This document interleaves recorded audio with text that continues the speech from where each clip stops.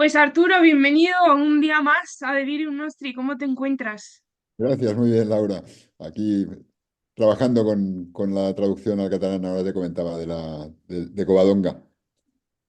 Vamos a hablar de todos los pormenores de Covadonga, pero para empezar, hace un año de nuestra última entrevista, ¿en qué aspectos consideras que has evolucionado como escritor?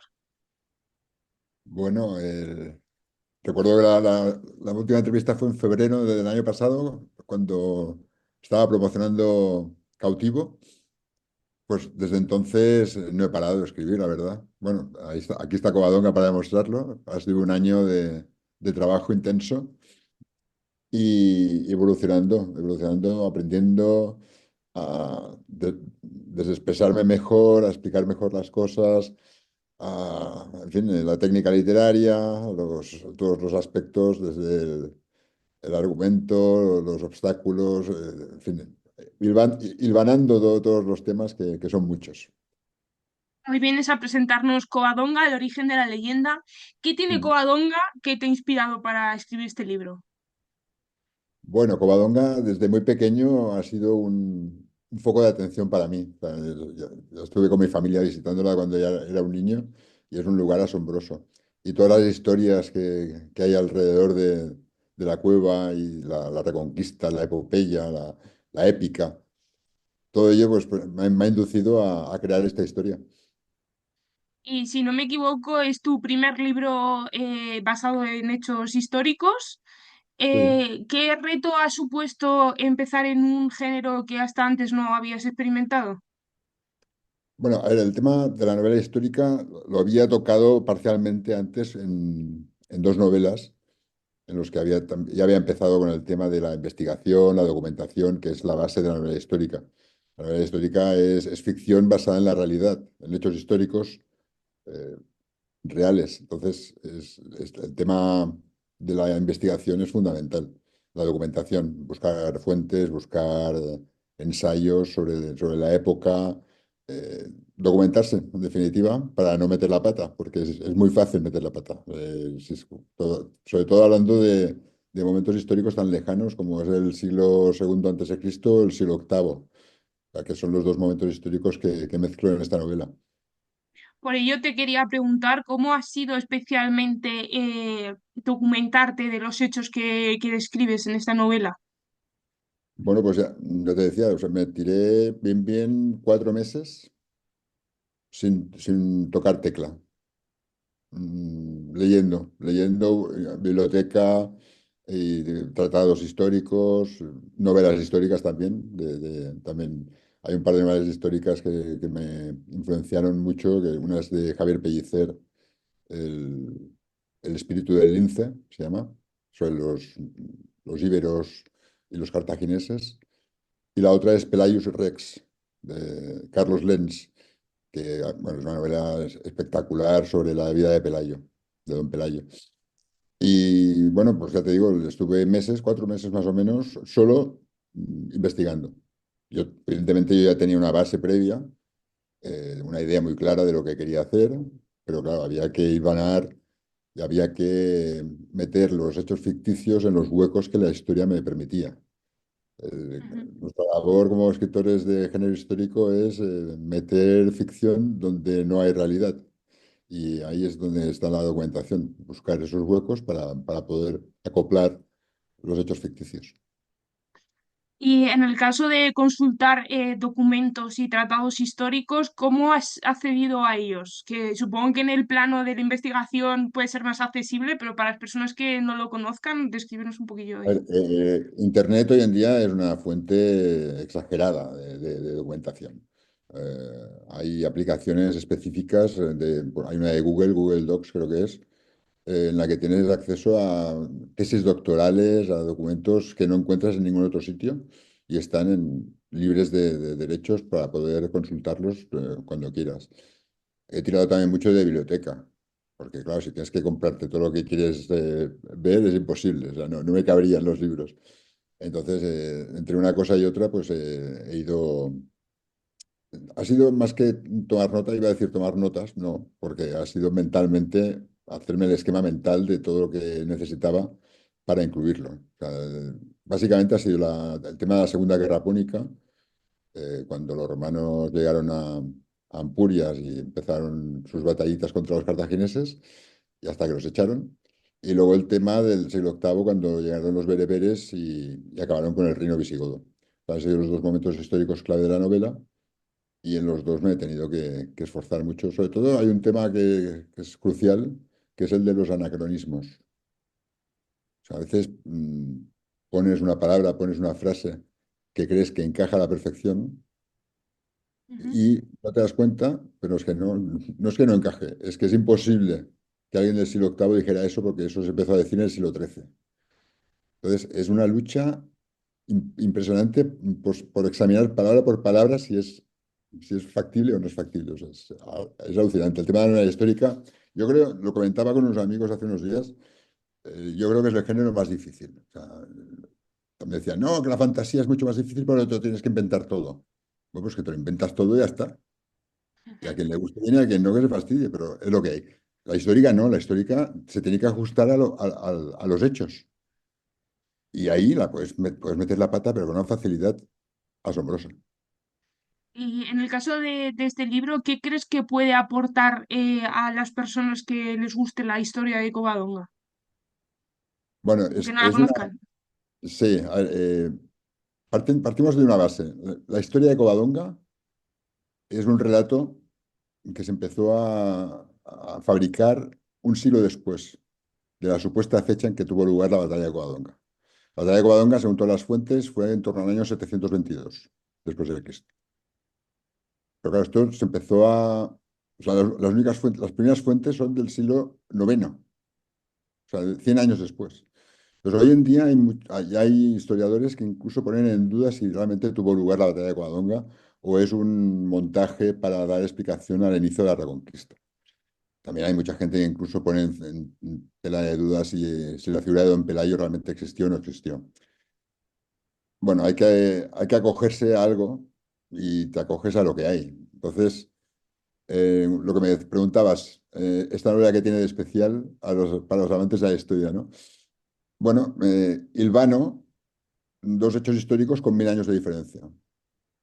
Ujú. Claro, esto no hay ninguna novela que se haya atrevido a afrontarlo, porque estamos hablando de la Segunda Guerra Púnica, que es en el siglo III antes de Cristo, con la invasión bereber, que es en el siglo VIII. O sea, son 1000 años de diferencia. Entonces, el kit de la cuestión son unos manuscritos que encuentran en el siglo VIII de un ibero laetano que los escribió en el siglo III antes de Cristo. Entonces, ahí está el nexo de unión de las dos historias. ¿Qué crees que podemos aprender de la Covadonga que escribes para aplicarlo a nuestros días? Bueno, Covadonga, tienes todos los temas vigentes hoy en día. O sea, han pasado 2000 años desde la Segunda Guerra, 2200 años desde la Segunda Guerra Púnica, y el tema del amor, de la muerte, de las relaciones paterno-filiales, son temas universales. La añoranza, eh, las envidias, las ansias de poder. Es que estamos en lo mismo. Han pasado 2200 años y estamos en lo mismo. Entonces, que yo creo que bueno, es aplicable a la realidad actual, pero sobre todo el objetivo de esta novela es entretener. O sea, es entretener, y quizás hoy en día hay mucha gente que son historias que las consideran muy lejanas y que, bueno, pues no tiene importancia. ¿Quién sabrá dónde está ya todo eso? Y yo creo que hay que tenerlo en cuenta. O sea, son los orígenes de la península, de nuestro país. O sea, no, es importante. Y quizás hace 30 40 años se daba más importancia a la historia antigua, y hoy en día no tanto. No sé por qué, pero la sociedad evoluciona. Igual que antes se estudiaba latín y griego, yo había estudiado latín y griego en el instituto. Yo Hoy en también, día, yo también. ah, sí, vale. Pero hoy en día yo creo que está desapareciendo el asunto. Tenemos poquitos, pero hay resistencia. Pero está costando, yo creo que es importante tener las fuentes originales presentes. También, hablando de fuentes, el tema de los íberos está documentado solo por los romanos. O sea, es aquello que dicen que la historia no la escriben los vencidos, la escriben los vencedores. Entonces los romanos hacen referencia a los enemigos íberos de sus legiones.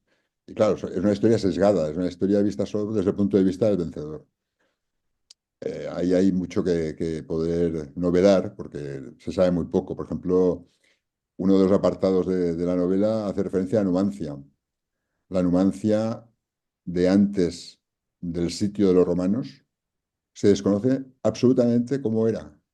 O sea, no se sabe nada. ¿Por qué? Porque no hay documentos históricos que hablan de ello. Se sabe algo de Numancia a partir del sitio de los romanos. Antes, cero. Entonces, es una pena, pero intentar novelar algo que se desconoce completamente es casi entrar dentro de la ficción ya fantástica, ¿no? Porque es difícil. Pero bueno, o sea, yo creo que lo he logrado con éxito. Para todos esos amantes de la historia, que estoy segura y que hay más de uno entre nuestros seguidores, ¿dónde podemos adquirir el libro? El libro está en castellano disponible en Amazon, en librerías, se puede pedir en librerías si no lo tienen en stock, está disponible en librerías, y en catalán en Amazon. Ujú. Catalán en Pues ahí Amazon. apuntamos. Y te quería preguntar, ¿de dónde surge la idea de escribir un libro, ¿no? En este caso es Covadonga, es un lugar, pero ¿en qué te inspiras, qué te da raíz para empezar a teclear y construir una historia? El germen inicial de esta novela fue escribiendo un relato sobre la huida de un viticultor oretano de Libisosa, esto está en la provincia de Albacete, en su huida de los bereberes. Ahí empezó. Era un relato corto y me sentí tan a gusto escribiéndolo que decidí ampliarlo y luego unirlo con el tema ibero. El- pero sobre todo el tema, yo siempre había querido escribir sobre el tema de los íberos por un lado y de los visigodos por otro, porque eran los dos momentos históricos que desde pequeño me entusiasmaron. O sea, yo me acuerdo cuando tenía 8 o 9 años, leía las aventuras del Jabato y del Capitán Trueno. No sé si a ti te suenan. ¿Sí? Me suena. Tengo un gran Eran, apasionado de la historia en casa. eran cómics que en aquella época pocos más había, porque no, estamos hablando de los años 70 y aquí no llegaban cómics americanos. Y entonces, pues cada semana tenía mi cómic del Capitán Antonio del Jabato. Y claro, Jabato, Ibero, luchando contra los romanos, el Capitán Trueno, cristiano, luchando contra los moros. O sea, son los dos momentos históricos cruciales de la historia de España. O los primeros momentos cruciales, diríamos, no los únicos, ¿no? Evidentemente. Luego habría muchos más. Pero yo creo que eso quedó ahí en la retina, quedó en la memoria. Y, y al final, pues he conseguido sacar adelante sin las notas épicas de las aventuras del cómic, ni mucho menos, sino ajustándome mucho más a la realidad histórica.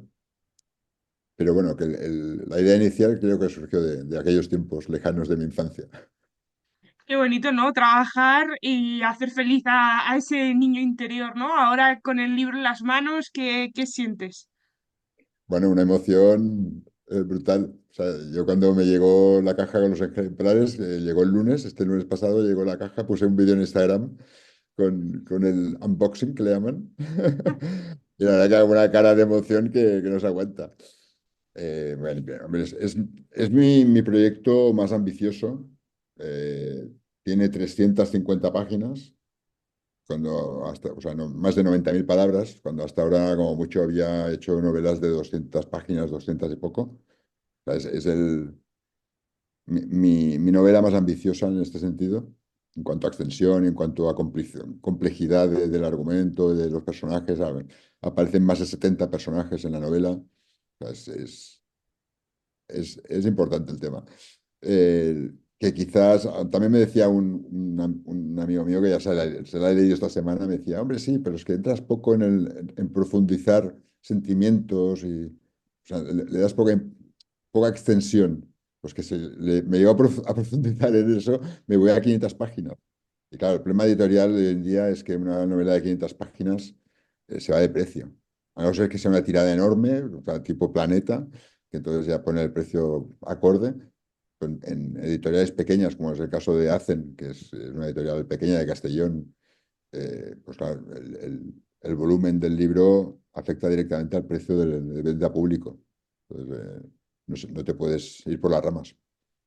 Yo creo que tal como está, ha quedado fantástico de hecho ya me han dicho más de uno que se ha leído que le ha encantado. Es muy entretenido, es muy ameno, incluso para gente que no tiene ni idea de historia. Es muy fácil de asimilar y ahí está. Y antes de engauzar la recta final de la entrevista, antes que lo mencionabas, ¿cómo se gestionan 70 personajes en un libro? Pues con, con mucha paciencia y con escaletas, con tablas. Claro, el tema de gestionar tantos personajes es hilvanar relaciones entre ellos, partiendo de los personajes reales. O sea, de estos 70, 22 o 23 eran reales, existieron, o sea, están documentados, y el resto son ficticios, ¿no? Entonces, los ficticios hay que acoplarlos a los reales en momentos puntuales, en momentos dados. Por ejemplo, una de las escenas es el protagonista íbero tiene que huir de la costa del Turo, de la costa gaditana, en la actual Barcelona, porque le persiguen los romanos, entonces se va al interior y llega a Salduye. Salduye era la antigua Zaragoza. Entonces en Zaragoza necesitaba ahí un personaje, un médico griego.